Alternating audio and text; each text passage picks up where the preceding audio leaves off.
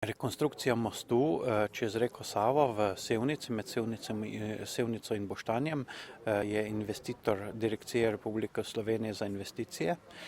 Gre za rekonstrukcijo, ki bo močno vplivala na promet v Sevnici, med Sevnico in Boštanjem, pa tudi na določen del tranzitnega prometa, ki se tukaj odvija.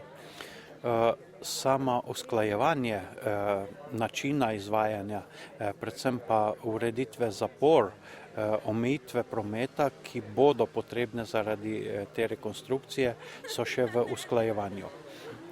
Prometno-tehnični sektor pripravlja predloge, kako bodo urejeni obvozi in same zapore.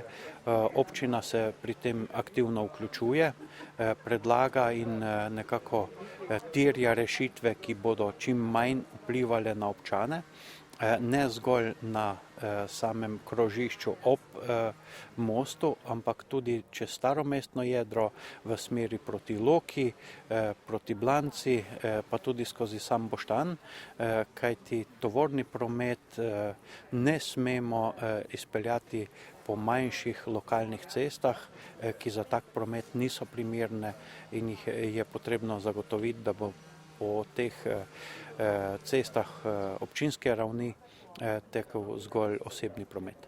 Terminsko je ta elaborat zapore v usklajevanju in ocenjujemo, da bomo v mesecu septembru lahko uskladili in potem tudi potrdili ta elaborat.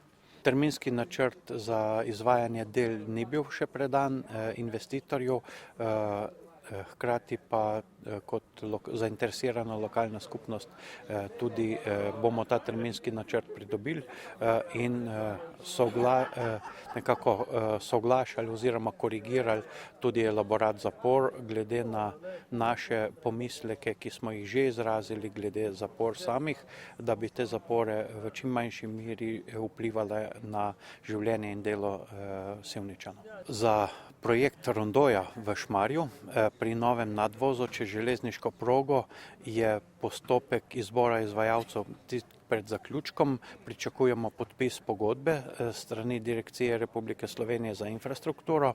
Lahko povem, da gre za istega izvajalca, ki izvaja tudi dela na samem mostu.